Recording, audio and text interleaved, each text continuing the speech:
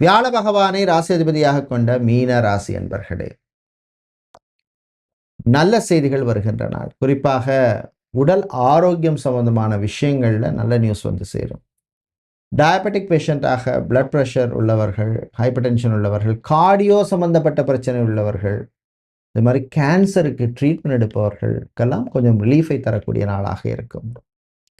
Food ஹேபிட்டில் ரொம்ப ரொம்ப கேர்ஃபுல்லாக இருங்க. நிறைய டிசீஸ் இன்றைக்கி வர்றதுக்கு காரணமே வந்து ஒன்று ஸ்ட்ரெஸ், அடுத்தது ப்ரெஷர், அடுத்தது நம்மளுடைய உணவு முறை.